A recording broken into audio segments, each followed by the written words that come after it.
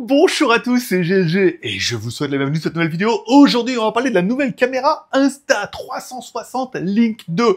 Et la marque nous promet une webcam avec qualité DSLR. Ou gros appareil photo, tout comme ça, voilà. Donc l'intérêt aujourd'hui, c'est de filmer avec deux caméras. Voilà, ma caméra normale et la caméra Insta360 pour que vous puissiez un peu comparer. On va regarder un peu ce qu'ils nous promettent. Et on va regarder entre les promesses et la réalité. Et cette caméra, elle est vraiment super bien et pourrait remplacer ma caméra principale. Et certainement peut-être même toutes mes caméras. Bah, c'est ce qu'on va voir parce que voir les produits en photo, c'est bien, mais les voir en vidéo, c'est mieux. Alors débridez-vous et découvrez tous nos tests high-tech ou smartphones.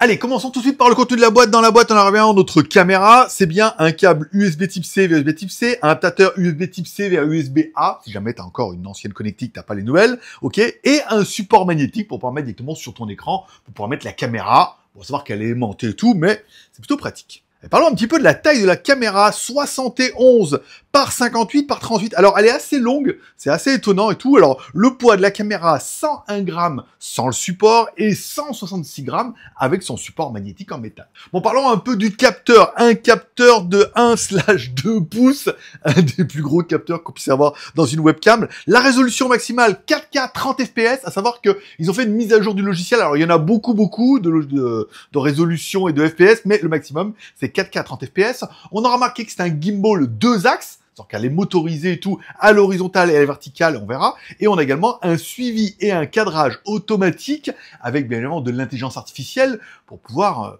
te traquer fortement. Bon, et si on basculait directement avec cette caméra, je vous laisserai mon autre caméra en haut pour que vous puissiez un peu comparer.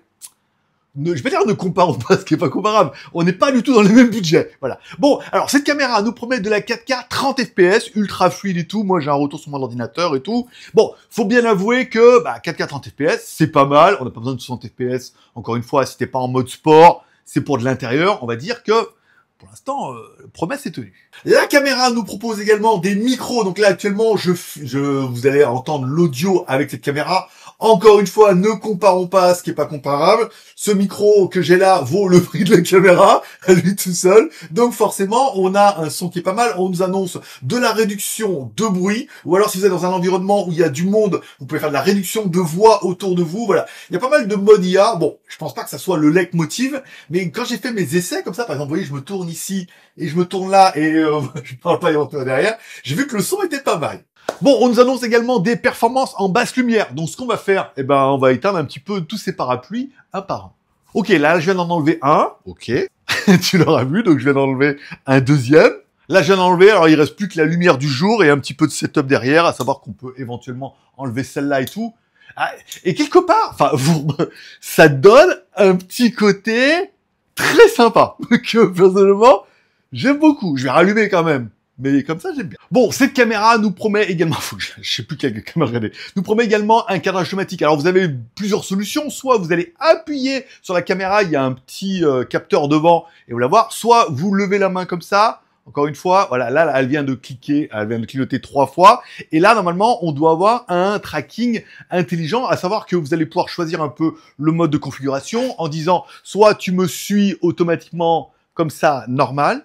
Ou alors, vous allez pouvoir cliquer directement sur l'application ici, et bim badaboum, le temps que je regarde un peu comment ça va. Voilà. Donc là, je l'ai mis qu'elle me suive et qu'elle me mette directement en mode zoom. Ça veut dire que, où que j'aille, quoi que je fasse, ça pourrait faire une chanson, elle va zoomer directement sur ma tête, ce qui est plutôt intéressant.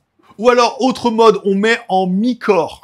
Voilà. Donc là, automatiquement, elle va pas zoomer sur ma tête, mais elle va mettre sur mon corps. Ici, voilà, on suit et voilà. Ça permet de recadrer automatiquement. Si comme moi, vous êtes un peu actif, que vous bougez beaucoup, ça peut avoir du sens. Et enfin, le dernier mode qui sera le mode quasiment entier. Alors encore une fois, elle va pas filmer jusqu'à mes pieds. Mais là, on aura un mode beaucoup plus large. Alors après, on pourrait vouloir... J'aime beaucoup le mode zoom comme ça. C'est pas mal, ça permet de bouger un petit peu partout en se disant, voilà, la caméra me suit et tout. Moi, personnellement, j'aime bien. Bon, je vais essayer le tracking, puisque moi, j'aime beaucoup. La caméra nous promet également un espèce de true focus. Ben oui. Alors, normalement, c'est un autofocus ultra réactif. Je vous rappelle, c'est pas un DSLR, ça reste une webcam. Ça veut dire que si vous voulez montrer comme ça, quelque chose, que vous voulez alterner entre vous et un produit. Alors, généralement, moi, j'ai l'habitude de, quand je fais un truc, de mettre ma main derrière, vous voyez, pour qu'on fasse l'autofocus. Et là, on se rend compte que Bah, pas besoin. Ça, c'est bien. Bon, la caméra promet également une espèce de gestion intelligente. Alors, on nous dit, on met les doigts comme ça, on lève et on doit pouvoir zoomer. Ok, pas mal. Ok, on descend et donc, du coup, elle dézoome. Bon, voilà, encore une fois, c'est du gadget. Il y a la fonction V comme ça, qui est la fonction tableau blanc que je n'ai pas activée, puisque je n'ai pas de tableau blanc. Et après, encore une fois, si vous levez la main comme ça, voilà, vous mettez en mode palme, vous sortez du cadre. Voilà, là, du coup, elle me traque plus. Ça peut être intéressant. Ok, on va mettre comme ça. Enfin, hop, ici. On peut zoomer un peu à fond. Ouh. Pas mal, ok. Ça pourrait être intéressant de me traquer en même moment. Voilà, donc là, elle me traque. Ok. Ça, c'est bon. Ici, ok. Et là, après, on zoom.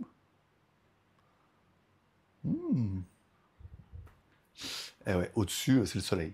Bon, cette caméra nous promet également le HDR. Donc là, actuellement, le HDR, il est activé. Donc, je vais le désactiver pour que vous puissiez éventuellement voir la différence. Ok, je vais essayer de tout faire d'une main. Donc là, la caméra a eu un peu de mal. Là, le HDR est désactivé, forcément. Et ensuite, si je reclique dessus, il faut attendre un petit moment. Et là, le HDR est réactivé. Voilà, j'espère que vous avez vu la différence. Vous me direz. Alors, qu'est-ce qu'on pourrait dire sur cette caméra? La caméra nous propose également une grosse LED verte qui est à droite pour savoir si elle est activée ou pas. C'est-à-dire que si vous activez votre ordinateur, la LED s'éteint, ou alors vous l'orientez vers le bas, et dans ce cas, elle met en mode privé. Ça aussi, c'est bien. Bon, j'aurais aimé également l'application que vous pouvez mettre sur votre ordinateur. Il paraît qu'on peut même la mettre sur ton smartphone. Ça évite d'aller à l'ordinateur et de pouvoir cliquer directement sur ton téléphone. Ça peut être bien aussi. Bon, avant de vous donner un peu mes points positifs, il faudra surtout parler un petit peu du prix. Puisque la caméra, cette webcam, cette ligne 2 vaut 229 € sur le site officiel. Elle est à peu près au même prix sur le site Amazon. Et il faudra bien avouer que à moins de 250 balles, on a, oui, certainement une webcam qui est chère, mais on a certainement aussi une super webcam qui est digne d'un DSLR ou d'une caméra pour pouvoir te filmer un peu toi-même. Donc moi j'ai mis dans mes points positifs, bon bah elle est vraiment ultra quali, elle est digne d'un smartphone ou d'une caméra, encore une fois, le prix est quand même plutôt sympathique. J'aurais bien aimé la fonction gimbal malgré tout comme ça. Vous voyez, on se met comme ça, moi attendez, je vais me mettre en zoom. Bah, je me suis mis en zoom demi-corps et tout comme ça. J'adore ça. Le mode gimbal, le mode tracking, le mode intelligence artificielle, les micros qui sont de bonne qualité, de la 4K, du HDR, elle est super performante. Et en plus, après, il y a des fonctions maquillage, tout ça. Je vous laisserai aller jouer là-bas dedans si vous voulez. Mais faudra bien avouer que pour le prix, elle est extrêmement polyvalente, très quali. Et pour le reste, vous me direz en commentaire. Car oui, à toi de me dire en commentaire ce que tu penses de cette caméra-là, encore une fois. Tu dis, ouais, c'est un Insta360 Link 2, elle est vraiment bien, ou je préfère plutôt d'autres modèles et tout. À vous de me dire ça dans les commentaires. Comme tous les pouces sont permis, t'as mis la vidéo pouce en l'air, t'as pas mis la vidéo pouce en bas. Ça, c'est un peu toi qui vois. T'oublies pas de t'abonner pour ne pas louper ma prochaine vidéo. Et moi, je donne rendez-vous dans quelques jours. Semaine prochaine, ça va être chaud. Mais vous allez voir, vous allez kiffer. Bonne journée. Allez, bye bye.